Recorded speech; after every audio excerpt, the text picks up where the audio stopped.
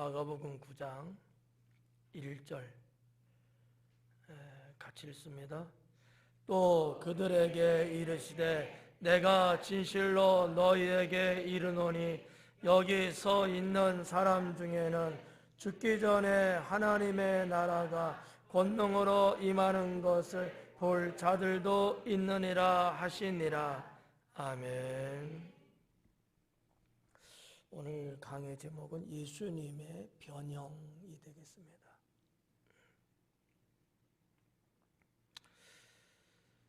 구장 1절 말씀은 이 장절로 따지면은 8장이 끝나고 이제 9장이 시작됐잖아요.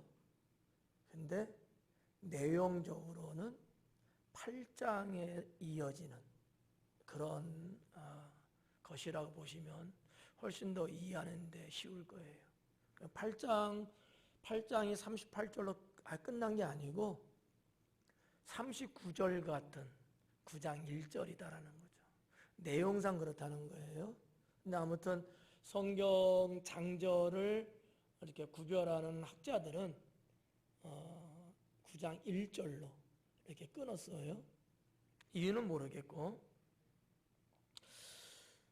여기 이제 9장 1절에 보면 또 그들에게 이르시되 내가 진실로 너에게 이르노니 여기 서 있는 사람 중에는, 여기 서 있는, 예수님 앞에 있는 사람들 중에는, 거기는 어떤 사람들이 있죠?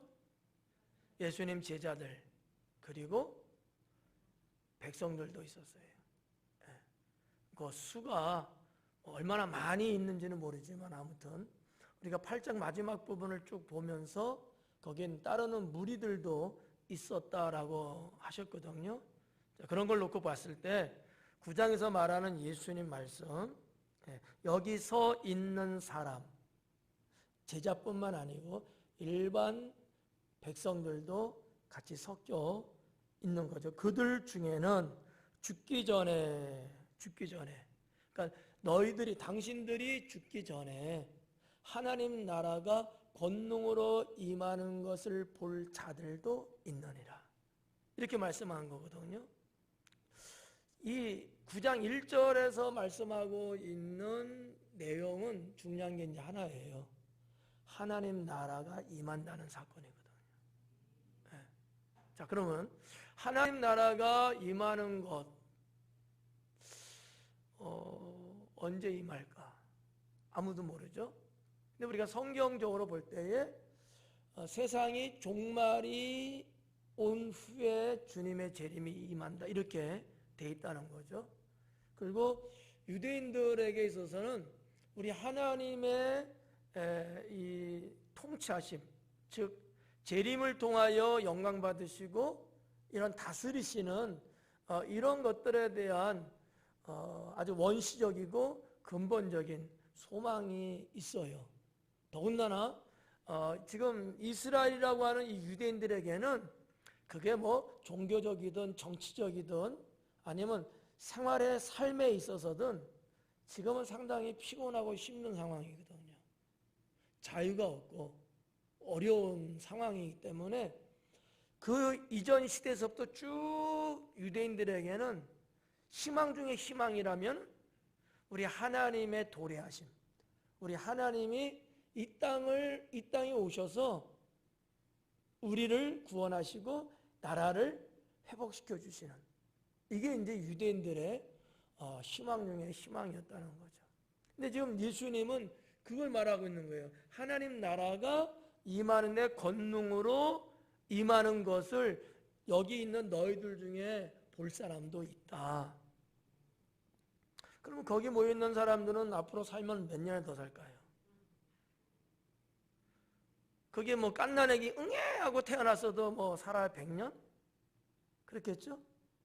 그럼 100년 안에는 하나님 나라가 권능으로 임한다는 계산이 나오잖아요. 근데 아니거든. 여러 가지 성경에서 예언한 말씀들을 퍼즐처럼 맞춰가면서 아무리 따져봐도 지금으로서는 그럴 확률은 거의 0%거든요. 근데 주님은 그렇게 말씀을 하신 거죠. 그렇다고 보면 유대인들이 생각하고 있는 하나님 나라의 임재와 예수님이 말씀하시는 하나님 나라의 임재는 다른 것이었다라고 볼 수밖에 없다는 거죠. 어떻게 생각하세요?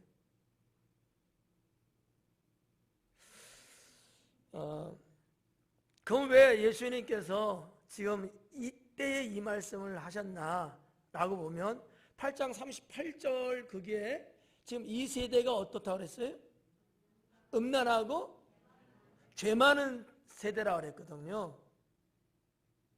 그러면 이 말은 무슨 얘기냐면 예수님이 보이는 관점에서 지금 백성들이 음란과 죄로 얼룩지고 가득하고 그래서 음란도 물론 죄지만 음란과 죄라는 것에 붙잡혀서 살아가고 있는 죄악된 상태라고 하는 거거든요. 그러면 그 배경에는 누가 있어요? 사탄이 있겠죠? 다시 말해서 사탄이 다스리는, 사탄이 지배하는 세상이다라는 것이 지금 38절의 말씀이에요. 그리고 9장 1절에 들어와서는 예수님이 뭐를 말씀한 거예요? 하나님 나라가 권능으로 임하는 거야. 이게 무슨 말인지 알아들었다라는 사람은 알 수 있는 거지만 사실은 글의 문장의 내용으로 볼 때는 좀 핀트가 안 맞아요. 사탄이 지금 다스리고 있고 하나님 나라가 임하고 뭔가 조금 안 맞잖아, 그죠? 그럼 하나님 나라가 권능으로 임한다는 얘기는 하나님이 다스리는 나라를 말하고 있는 거예요. 그러면 어떻게 좀 맞아요? 사탄이 다스리는 나라고 지금은. 그런데 예수님은 하나님이 다스리는 나라가 권능으로 임한다는 거지. 자, 이렇게 퍼즐을 이제 맞춰보는 거예요. 근데 그런 세상, 그런 하나님 나라가 임한다고 했잖아. 근데 여기 성경 헬라 원문 문법에 보면 완료 시상으로 되어 있거든요.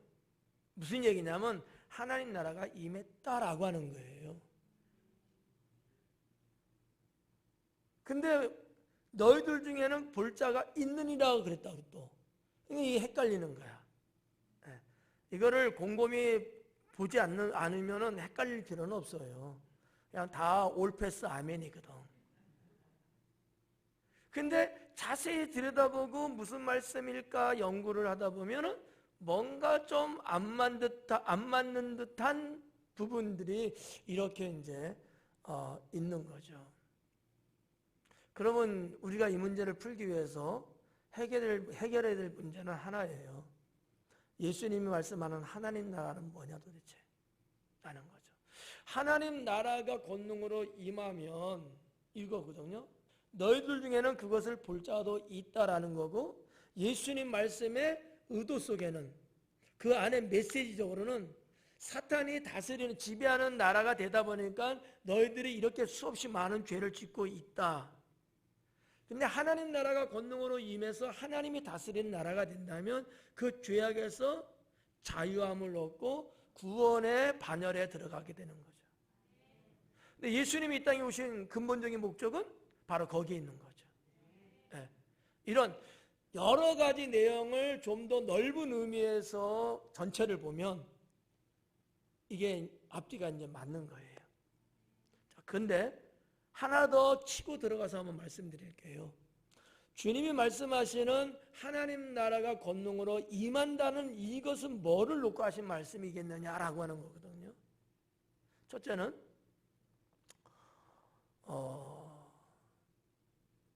2절부터 나오는 내용이지만 예수님께서 변화산에서의 변형에 대한 이야기예요. 여기에 대한 자세한 것은 좀 이따 이제 하기로 하고요. 예수님의 본래의 인간이 지니고 있는 육체의 모습이 있잖아요. 그런데 이 모습이 변형된 것을 성경이 기록하고 있잖아요. 누구의 힘으로? 하나님의 힘으로 해요.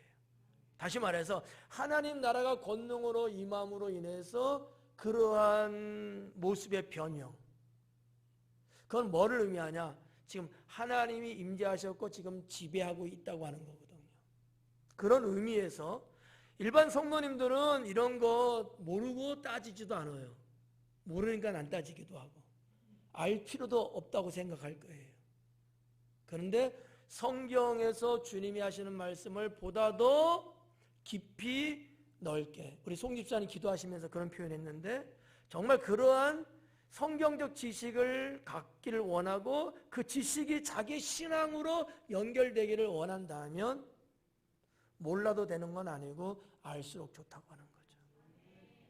두 번째는 축사예요. 축사는 뭐를 말하냐면, 이게 한자로 축사입니다. 귀신을 내쫓는 걸 축사라고 하잖아요. 네. 자, 귀신 들렸을 때 누가 지배한 거예요? 사탄이 지배하고 있는 거예요. 자유 없습니다. 그리고 사탄의 지배를 받고 귀신에 의해서 눌림당하고 있는 자는 죄악 속에 살아가고 있죠. 근데 여기 하나님 나라가 권능으로 임하게 되면 어떻게 돼요? 사탄의 권세를 주님의 권세로 내쫓고, 그죠? 사망에 있는 이 귀신 들린 자는 영생의 주의 백성으로서 거듭나게 되겠죠. 이런 측면에서 주님은 이 사역을 하시는 내내 귀신 들린 자, 그리고 그 자를 쫓아내는 이 사역 속에서 언제나 하나님 나라가 임했다라는 표현들을 하셨어요. 세 번째는 예수님의 부활입니다. 예수님의 부활. 예수님의 부활도 이제 여기는 안 나오고 더 있어야 나오는 사건이지만, 예수님의 부활도 하나님의 나라가 권능으로 임함으로 구원이 완성되어지는 것을 의미하고 있는 사건이다, 이렇게 보면 되고요. 마지막 하나의 사건은 뭐가 있냐면 성령 강림이에요. 오순절날, 그날이 마침 오순절날이에요. 오순절날 성령께서 마가의 다락방에 모여 설교 듣고 기도하던 사람들에게 임하셨잖아. 맞죠? 이 사건을 보고서 하나님 나라가 권능으로 임했다라고 본 거예요. 저는 그렇게 봐요. 여러분은 어떻게 보실래요? 그렇게 어떻게 보실 수 있겠어요? 아니면은 에이, 목사님이 그냥 만들어낸 얘기 아니야 하고 믿지 못하겠어요?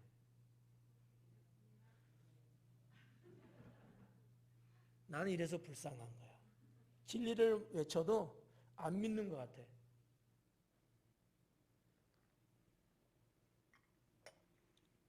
제가 말씀드린 거는 성경에 있는 내용을 추적하고 뽑아서 여러분께 드린 거예요. 물론 여기에는 여러분이 이해할 수 없는 내용이라고 볼 수도 있어요. 왜냐하면 성경에 기록되어 있는 문장, 문서적으로 써 있으면은 여러분이 보고 그렇구나 하지만 그 문장과 그 내용 속에 담겨져 있는 메시지는 사실 잘 모르거든요. 근데 목사는 그것을 꺼집어내서 여러분에게 가르치는 거기 때문에 설마 그건 아니잖아? 뭐 이렇게 생각할 수는 있어요. 그렇지만 여러분의 목사를 믿는다면 가르치는 이것을 믿어서 손해볼 거는 없지 않느냐라는 거죠. 물론 여러분 자유예요. 믿든 안 믿든. 나는 나의 소임을 할 뿐이죠. 아무튼 하나님 나라가 권능으로 임하는 것을 볼 자가 너희들 중에 있다라는 그 하나님 나라의 임재하심은 이러한 내용들을 주님이 생각하시면서 하신 말씀이다라는 거야. 예수님이 정말로 부활 승천하시고 계시다가 세상 종말에 이 땅에 심판하러 재림하시는 그것을 예수님이 말씀하시려고 이 말씀을 했느냐? 아니다라는 거죠. 만약에 그것이 사실이라면 주님은 이 1절의 말씀을 안 하셨어야 돼요. 너희들 중에 보는 자가 있다고 한 거거든. 보는 자가.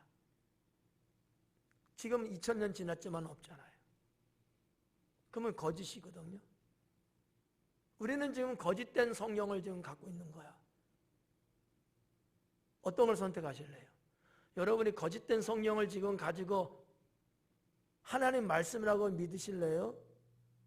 아니면 이렇게 문자적으로는 내가 알 수는 없지만 예수님이 말씀하시는 그 복음 내면에 있는 진리를 믿는 쪽으로 가실래요? 앞에 거일까 뒤에 거? 그래야 되겠죠. 그러니까 우리가 그냥 일반 상식적으로 봐도 이거는 좀 구별가지 않을까라는 거지. 예수님이 볼 수도 없는 사람들을, 하나님 나라가 임하는 것을 볼 수도 없는 사람들한테 볼 수 있다고 말하면 예수님은 거짓말이잖아. 이렇게 믿는 사람이 과연 세상에 있을까요? 없어요. 그러면 이 말씀이, 이 언급된 내용은 그건 아니다라는 거지. 유대인들이 민족적으로 생각하는 하나님의 영광, 하나님의 임재하심은 아니라는 거예요. 이 땅에 오셔서 공생의 3년을 하시면서 예수님이 계속해서 사건 때마다 하나님 나라를 말씀하셨는데 그 하나님 나라를 말하는 거다라는 거죠. 그래서 특히 마태복음 같은 데는 예수님이 사역하시는 처음부터 이런 말씀을 한 거예요. 하나님 나라가 임하였느니라. 그거는 예수님 당신을 이야기한 거였어요. 뿐만 아니라 주님이 선포하는, 그리고 주님이 행하시는 하나님, 성부 하나님의 능력, 그것이 임하고 그러므로 인해서 죄에 억눌리고 사탄의 지배 속에 있었던 자들에게 참 자유를 준 그것이 하나님 나라의 임재라고 말했던 거죠. 네. 여러분 하나님 믿으시잖아요. 구원은 받으셨나요? 제가 뭐라 그랬어요? 구원 받았다고 하면 하나님 나라가 임한다는 거예요. 하나님 나라가 내 심령에 들어오지 않고서는 구원받았다 말하는 것은 거짓입니다. 하나님 자녀가 되었다는 얘기는 구원받았으니까 하나님 자녀가 된 거잖아요. 그죠? 하나님 자녀가 됐기 때문에 구원받는 건 아니에요, 순서적으로. 에? 자, 그러면 구원받았다고 하는 이 논리는 하나님 나라가 나를 지배한다는 거야. 여기까지는 이해가요? 네. 그런 맥락에서 여러분이 이 말씀을 보시면 하나도 어렵지 않다라는 거지. 그렇잖아요. 여러분 심령에 하나님 나라가 임했다며. 예수님이 하나님 나라가 권능으로 임한다고 말하는 게 뭔 문제 있을까요? 없는 거예요. 네. 이렇게 이 1절 말씀을 여러분이 꿰뚫어 보시면 마지막 8장 38절하고도 자연스럽게 연결된다, 이렇게 볼 수 있는 거죠. 여러분 아멘 하면서도 조금 찝찝해하는 것 같아요. 그러나 더 이상은 제가 여러분을 설득할 자신이 없어요. 이 정도 했는데 모르면 저의 능력 바뀝니다. 여러분이 아 그렇구나 하면 감사한 일이고요. 자, 2절 같이 읽어요. 엿새 후에 예수께서 베드로와 야고보와 요한을 데리시고 따로 높은 산에 올라가셨더니 그들 앞에서 변형되사. 아멘. 자, 9장 1절은 8장 뒷마무리 쪽에 연결시켜주고 이제 9장 2절서부터는 새로운 말씀이 기록된 거예요. 여기 보니까 숫자가 나와요. 6일 후에, 엿새 후에 이렇게 나오잖아요. 엿새 후에. 마가는 날짜를 정확하게 이렇게 기록을 했습니다. 똑같은 사건이에요. 똑같은 사건인데 요한은 그렇게 표현을 안 해요. 누가는 그렇게 표현 안 했어요. 한 8일쯤 되던 때에 뭐 이런 식으로. 그러니까 8일인지 7일인지는 몰라. 아니 9일일 수도 있겠고. 그때쯤 이렇게 표현을 했거든요. 근데 마가는 정확하게 6일 후에 이렇게 숫자를 명료하게 기록을 해놨다. 왜 제가 이런 말씀드리냐면 신학자들이나 목회자들 중에 많은 분들은 복음서 중에 가장 먼저 기록된 복음은 마가복음이다라고 이야기들을 합니다. 팁으로 여러분에게 이 말씀 드리려고 지금 하는 얘기예요. 이 마가복음은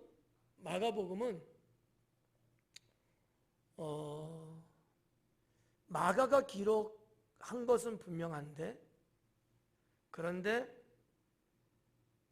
베드로가 말하는 것을 마가가 기록한 거라고 보면 거의 틀림없습니다.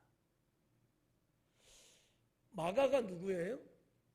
마가는 성경에서 말하는 바나바의 생질 정도 됩니다. 이 마가의 추측이에요. 정확하게 뭐 이렇게 글로 남긴 게 없으니까. 마가는 구브로라는 섬 출생이라고 봐요. 바나바의 고향이 거기거든요. 섬이죠, 지중해 섬. 마가도 마찬가지고요. 바나바가 복음 사역에 나가서 있을 때 마가도 데리고 가는 거죠. 그래서 선교 현장에 마가도 발을 들여놓게 되는 거예요. 근데 이 마가는 베드로가 상당히 사랑했던 것 같아요. 베드로가 아꼈다는 얘기죠. 사도 바울에게 있어서 누가 바짝 쫓아다니면서 사도 바울의 행적, 사도 바울이 사역한 내용들을 세세하게 기록한 사람이 누구라 그랬어요? 누가입니다. 누가복음과 사도행전은 사도 바울이 교회를 다니면서 때로는 교회를 세우면서 목회했던 그 목회 현장에 대해서 상세하게 기록을 했어요. 네. 누가는 직업이 의사예요.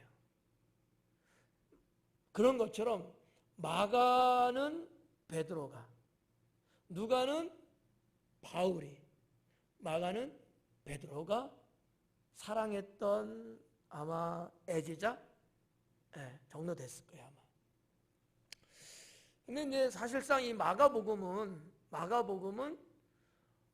로마에 있는 교회 교인들에게 보낸 편지다라고 봐도 될 것 같아요. 여러 가지 정황이. 오전 예배 때는 좀 이런 좀 학문적인 이런 부분 제가 다 뺐어요. 50%가 연세 드신 분이었어요. 오전 예배는 항상 그래요. 그래서 조금 여기는 그러지 않아서 제가 조금 더 지적인 부분을 해드리려고 하는데 뭐 젊다고 해서 뭐 또 탁월하게 좋은 건 아니더라고. 다 삐까삐까한 것 같아. 이 마가복음 속에는 왜 제가 이런 말 드리면 마가복음 속에는 그러한 내용들이 많이 나와요. 예를 들어서 시간을 말할 때도 로마 계산법, 시간 계산법 이런 것들이 등장들도 하고, 다른 복음서와는 다르다는 거죠. 또 기록된 언어를 보면 헬라어로 대체로 기록하지만 때로는 라틴어가 또 있기도 하고요. 우리 성경에는 그런 게 안 보이죠. 그리고 이제 뭐 여러 가지 뭐 제사법이라든지 유대인들만이 알고 있는 등등의 이런 부분들이 사실은 조금 비켜나가고 로마인들을 대상으로 보낸 거기 때문에. 왜냐하면 베드로가 로마에서 결국 베드로는 순교하잖아요. 로마 교회를 상당히 사랑했거든요. 근데 그 당시에 로마 기독교인들이 핍박을 엄청나게 받았거든요. 너무 애잔한 거야. 너무 마음이 아픈 거야. 그래서 그들에게 용기를 주고 너희가 믿는 예수 그리스도 그분은 이런 분이다 라는 것을 편지를 보내는데, 사실상 베드로는 그렇게 박식하지는 않습니다.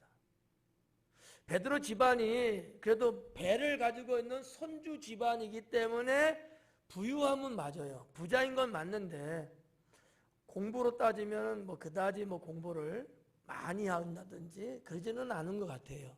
반면에 마가는 달랐어요.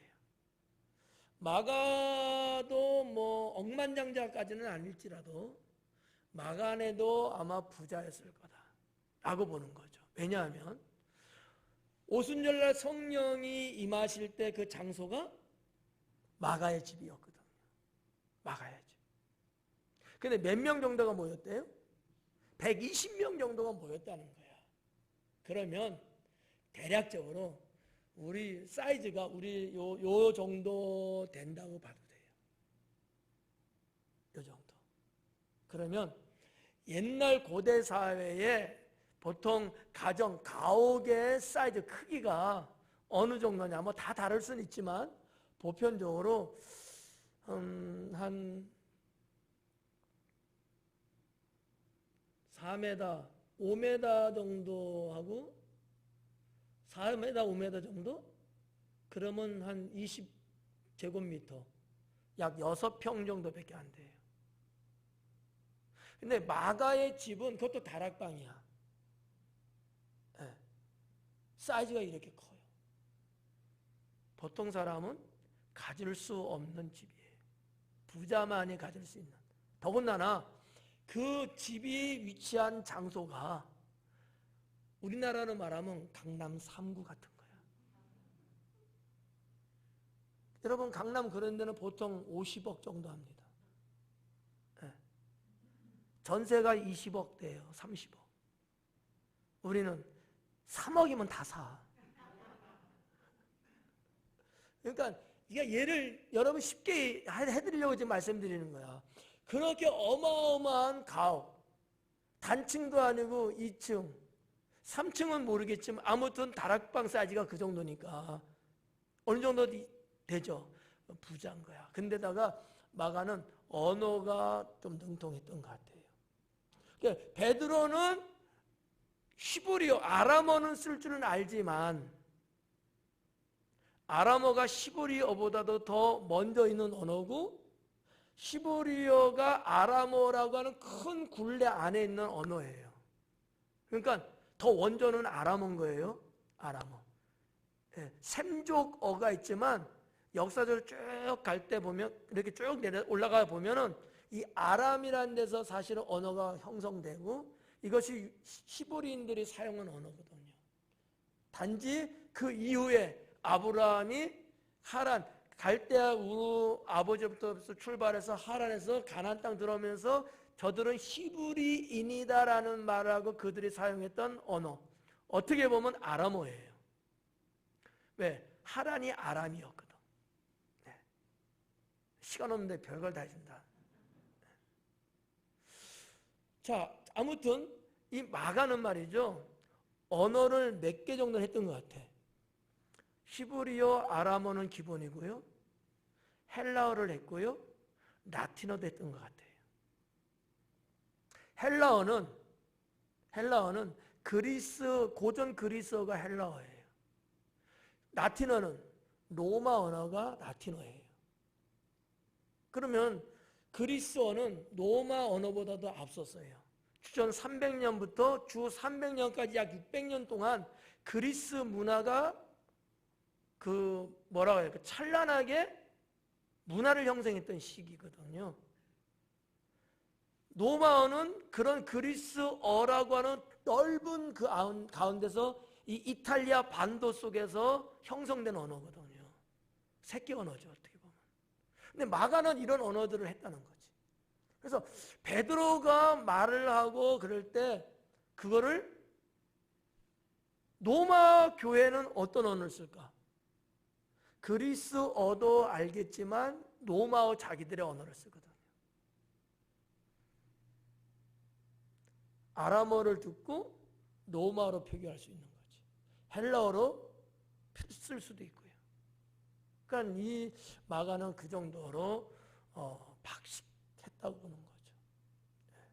그리고 이 성경 마가복음 속에 담겨져 있는 수없이 많은 그 학문적인 깊이가 이 마가복음에 많이 있어요. 제가 강해 드리면서 여러분들에게 한 60%에서 70%를 좀 해드리고 있거든요. 100%는 못 해드려. 해줘도 시간이 안 되고 해드려도 이해를 못해. 그래서 한 60-70% 정도를 해드리려고 하는데 그 내용만 갖고도 엄청난 내용이거든요. 보통 성도님들이 우리 교회 말고도 일반 성도님들이 신앙생활하고 뭐 설교도 그러면서 이러한 내용을 사실은 들을 기회가 없을 거예요. 여러분이 듣고 있는 거지.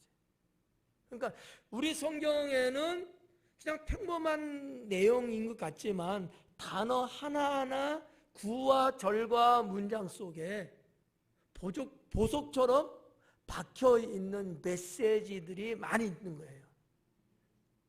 학문의 깊이가 없는 사람은 그렇게 표현 못하거든요. 마가는 그 정도 능력이 있었다는 얘기죠. 네. 이해 갈까요? 네. 그래서 주후 한 110년경쯤에 히에라볼리라고 하는 데가 있어요. 이건 이제 소아시아 성지순례 가면 그 길을 가요. 히에라볼리 뭐 바무갈레 다 거기 같은 데인데 히에라볼리의 그 동네에 주교라는 사람이 있었어요. 파피아스라는 사람인데 그 사람이 글을 쓴 내용이 주 한 110년쯤 된 때 쓴 글에 의하면, 그리고 그 이후에 130년에 쓴 글에도 보면 베드로가 마가하고의 관계에 대한 글을 썼어요. 그래서 그분이, 그러니까 잘 봐봐요. 마가가 사역하고 이럴 때가 대략적으로 예수님 제자들이 활동한 시기가 주 한 50년에서 한 68년, 76, 그 안짝이야. 사도 요한만 빼고는요. 거의 50년, 주 5, 60년 때 활동했거든. 마가도 물론 마찬가지예요. 그리고 그로부터 한 약 5, 60년 후의 사람이에요. 문학가. 파피아스가 자기의 책을 쓰면서 그렇게 쓴 거예요. 베드로의 복음을, 베드로가 하는 말을 마가가 받아 썼고, 그러면 믿을 만한 거예요? 믿을 수 없는 거예요? 믿을 만한 거 이거는요. 이런 근거를 갖고 제가 여러분에게 지금 강해를 해드리는 거예요. 네. 이 파피아스라는 사람 여러분이 알려고 해도 아마 모를 거예요. 이 사람에 대한 내용이 이렇게 없거든요. 지구상에. 간단한 그 정도만 이렇게 있어서 언제 태어난지도 모르고, 근데 하여튼 책에 고대 문헌에는 있는 내용이니까 제가 그걸 참고해서 여러분에게 이제 말씀드린 거고, 아무튼 마가는 지금 엿새 후에라고 하는 거 참 별꼴이에요. 이 숫자 하나 갖고도 이렇게 지금 많은 얘기를 지금 제가 해드리는 거야 지금. 그러니까 제가 잘못하고 있는 거지. 시간을 헛되이 보내고 있는 거야. 그렇지만 들어두면 그래도 좋을 수 있으니까 이렇게 말씀드린 거고, 그 정도만 할게요. 더 이상 하면 안 돼. 오늘 어차피 3절 이상을 못 가거든요.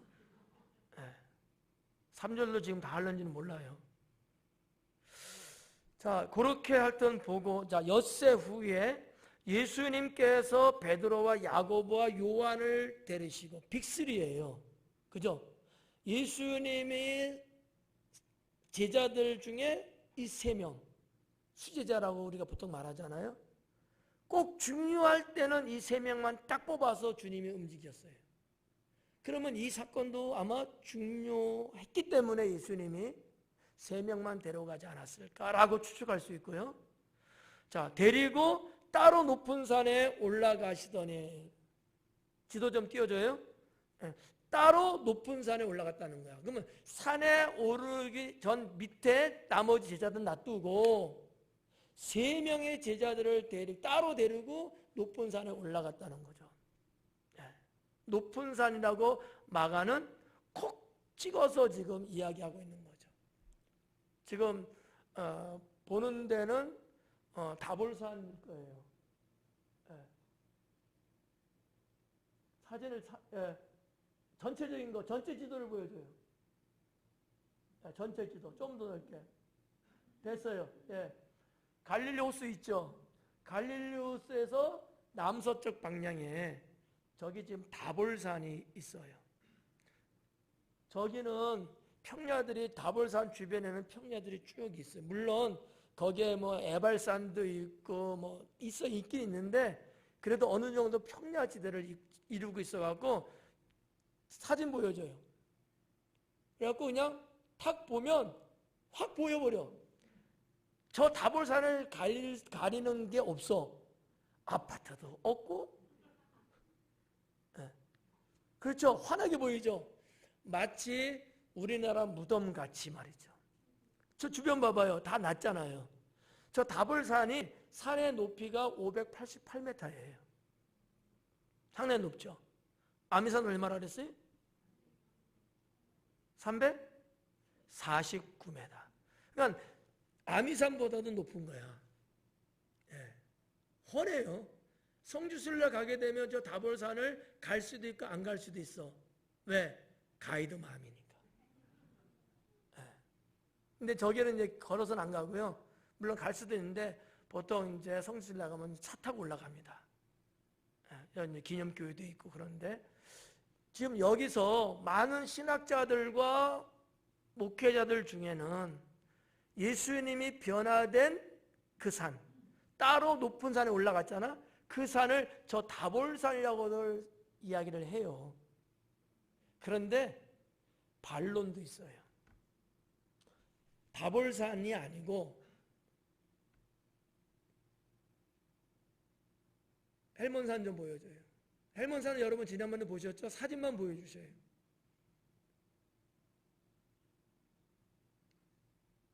더 위로 그거예요? 네.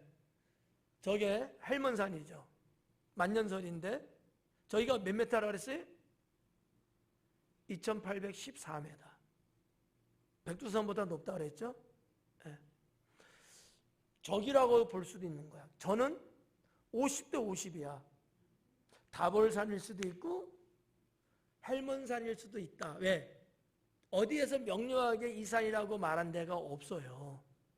그런데 50대 50 정도 보는데 그래도 조금 한쪽으로 기울어지는 산이 있어요. 저는 헬몬산일 확률이 높다고 보죠. 이유가 있어요. 지금 8장에서 예수님이 지금 사역하고 움직였던 동네는 어디였어요? 알면 이상하지. 가이사라 빌립보. 그리고 가이사라 빌립보의 북쪽이 저 헬몬산이에요. 그죠?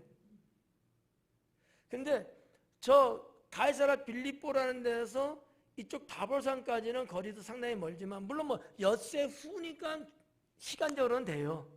문제는 그 다음에 나오는 예수님의 행적이라는 거죠. 예수님이 산에서 내려오셔갖고 다른 데 가지 않고 갈릴리 길을 지나고 그 다음에 나오는 행적이 가버나움에 들리고 이런 말씀이 쭉 나와요. 이 9장 안에. 그러면 우리가 한번 생각해 봐요. 저 다볼산을 갔고 다볼산에서 그럼 다시 또 그러면 갈릴리 그 길을 통과하고 가버나움에 갔다. 이거는 조금 정황상 좀 안 맞지 않느냐. 이건 제 생각이에요. 제가 쭉 한번 추적을 하고 연구해 볼 때는 저는 이거는 조금 확률이 좀 떨어진다. 오히려 저 산에 올라가서 변화산이니까 저기 헬몬산에서 변화되시고 내려오셔갖고 갈릴리 그쪽에 사역하시고 다시 가버나움으로 움직이시고 그 다음에 그 가버나움에서 어디로 또 움직이시냐면 유대 땅 요단강 건너편으로 예수님이 움직이셔요. 다 거기서 지금 움직이고 계시는 거야. 네. 물론 내려갔다 올라갔다 뭐 이럴 수는 있어요.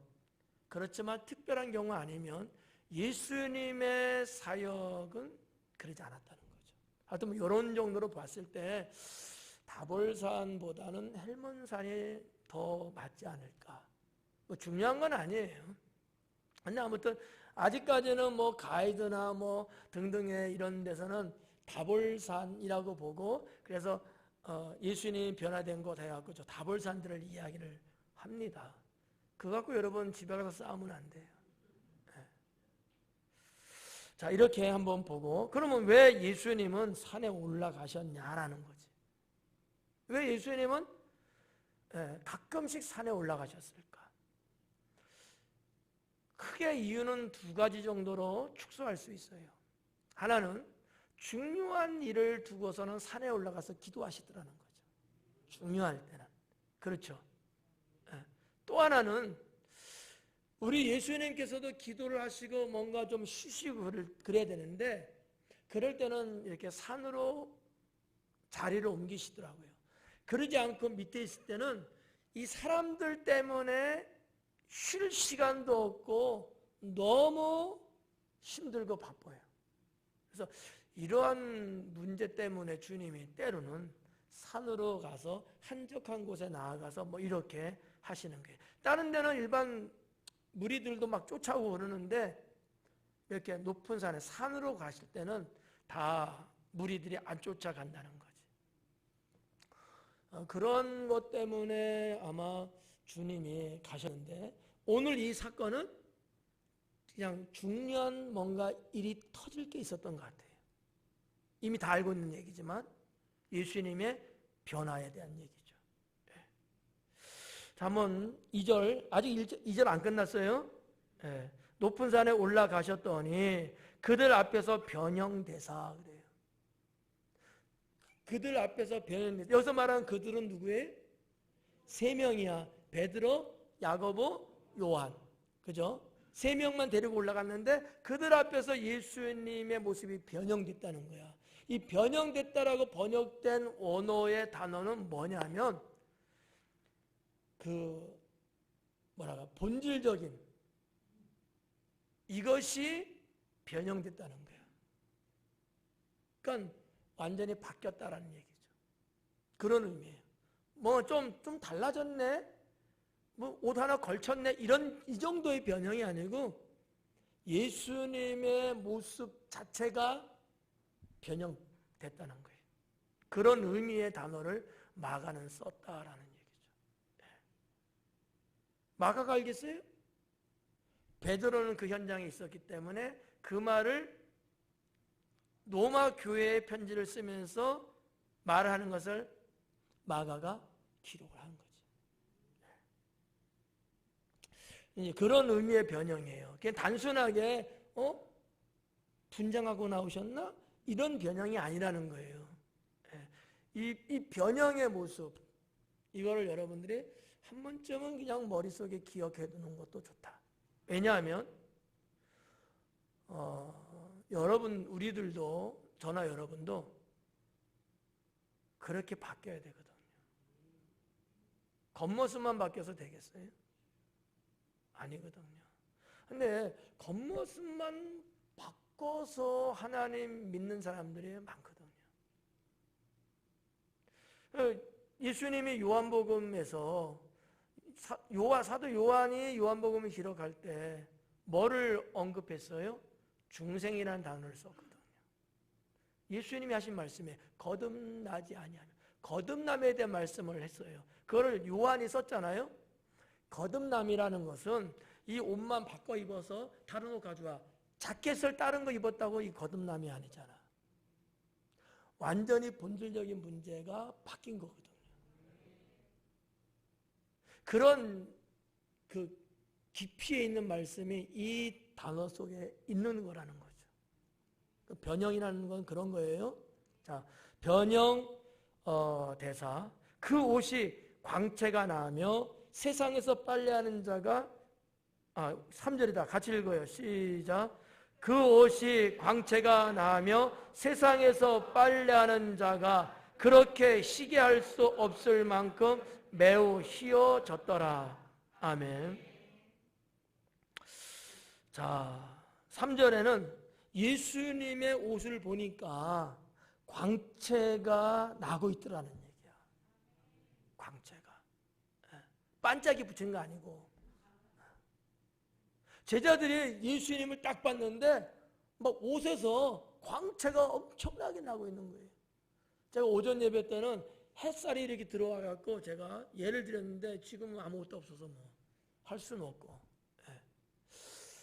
이 광채라고 번역된 단어는 어떨 때 썼던 단어냐면 일반 문학에서나 어떨 때 썼냐면 천상의 별이 빛을 낼 때에 라는 광채예요.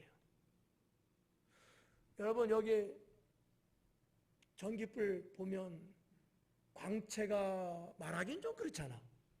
그렇죠? 네. 그러니까 마가가 사용한 그 단어는 우리의 일상생활 속에서 볼 수 있는 그런 불빛이 아니고 저 하늘 우주 공간에 떠 있는 별이 빛을 비칠 때에 그것이 밝다 광채가 난다라는 표현한 그 단어를 썼다는 얘기죠. 네. 또는 이 단어가 어떨 때 썼냐면은 그 금속 물질들 있어요. 네. 지금하고 옛날하고는 이제 다릅니다만은 그래서 금, 은, 동이 있어요. 철광석 있다고 쳐요. 재련하지 않은 거. 그러면 이제 옛날 사람들도 그걸 재련을 해서 이제 쓴단 말이죠. 근데 그것이 광채가 나도록 엄청나게 연마를 합니다. 안 해봐서 모르겠지만. 네. 그럴 때 그 금속에서 그 말할 수 없는 빛이 나와요. 스스로 발산하는 빛도 있지만 태양 빛이 반사돼서 내가 이렇게 광채도 보거든요. 어때요? 이해가요? 하여튼 뭐 그렇다니까 뭐 그거를 그럴 때도 이 단어를 썼다는 거죠. 그러니까 이거는 어떠한 것보다도 더 빛을 발하고 있다라는 의미의 단어를 마가는 쓰고 싶었던 것 같아요. 예수님 옷을 보니까 그런 광채가 나더라.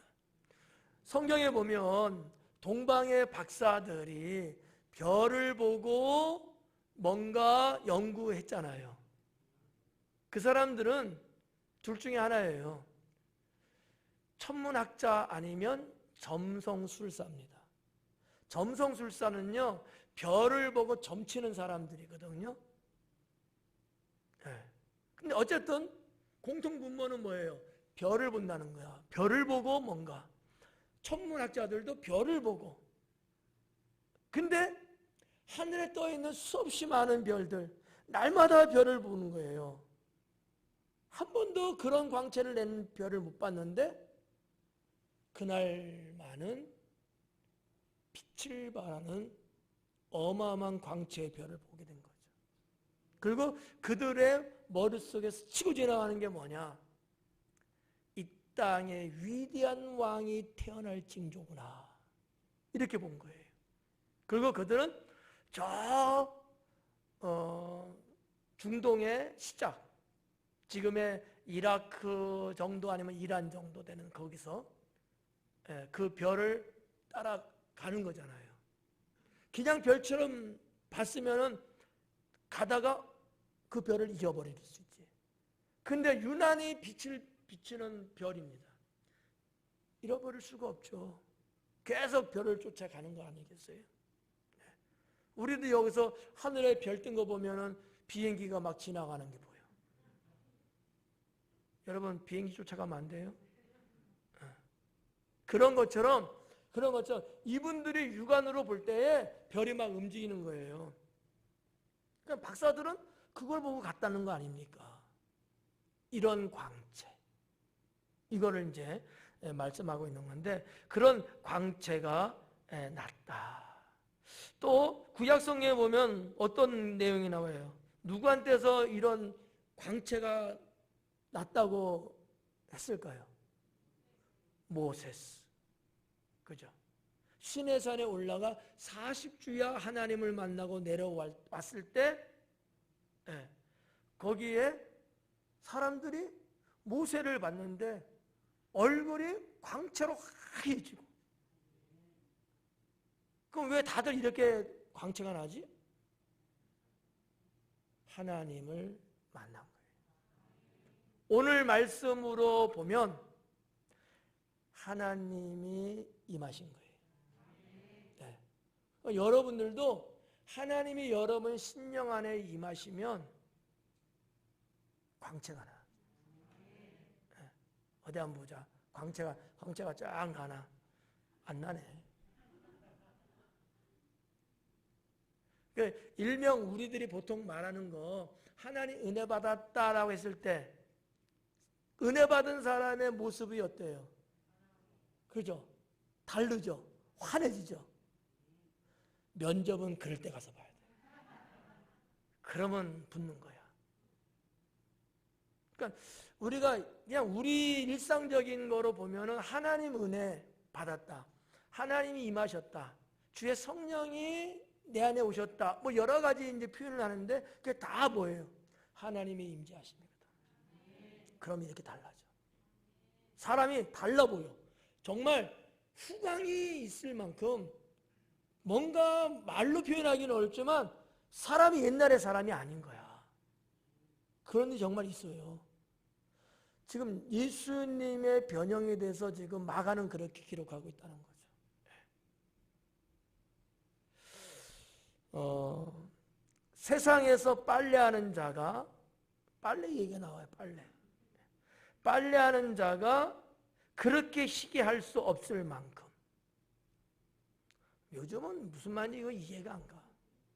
요즘 빨래 안 하잖아. 세탁기 집어넣잖아. 세탁기 집어여서 빼면 당연히 그냥 깨끗해졌다고 해서 그냥 널잖아.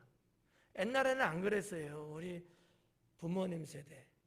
저 뭐 어릴 때 하여튼 이 세탁기라는 괴물이 나오기 전에 그때는 어머니들이 여인들이 뭐 빨래터리든 어디든 가서 손빨래를 하지 않습니까? 막 문지르잖아요. 그리고 물에 헹궈서 갖고 와요?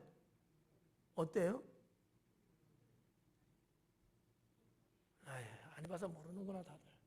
막 깨끗하라고 문지르잖아. 알았어 이렇게 때린다고 쳐 막.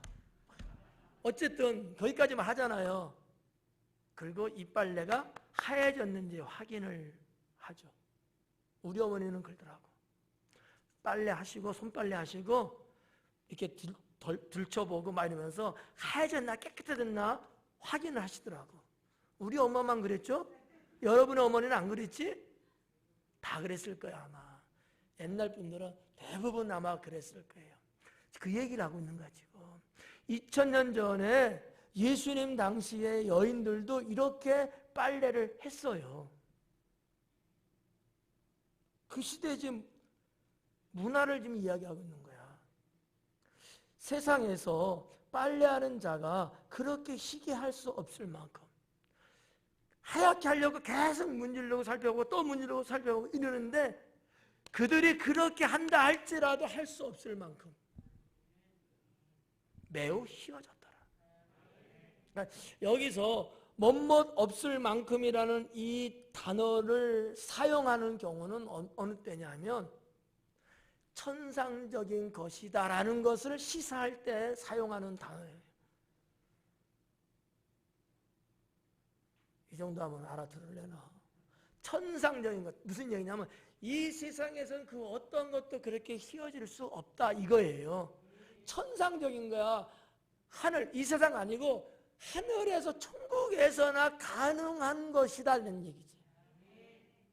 그런 단어를 마가는 상당히 그 깊이 있는 문학적 용어를 사용해 가면서 기록을 했다라는 거지. 이런 거를 여러분이 듣고 있고 그거를 알게 된다는 것도 인생의 미스테리야. 왜냐하면 평생 예수님 믿지만 이렇게 말하면 또 자화자찬이라고 그럴까? 그렇죠, 권사님? 네. 들을 수가 없거든요, 사실은.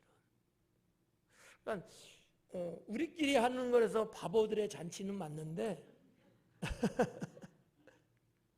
자부심을 갖고 여러분이 강의 말씀을 정말 이렇게 좀 스펀지가 물을 빨아당기듯이 그런 사모함을 좀 가지면 그래도 신앙생활 하는데 좀 도움이 되지 않겠냐라는 거죠.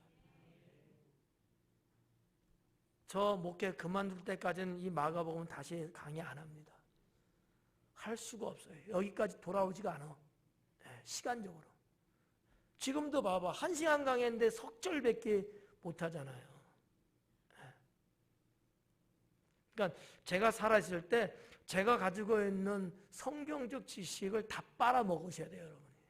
그래서 여러분 것이 되고 여러분 또 여러분 자녀들에게 또 이것을 또 물려주고 이런 식으로 해서 성경을 더 소상하게 더 많이 제대로 알고 있으면 하나님 말씀 메시지가 훨씬 쉬워져요.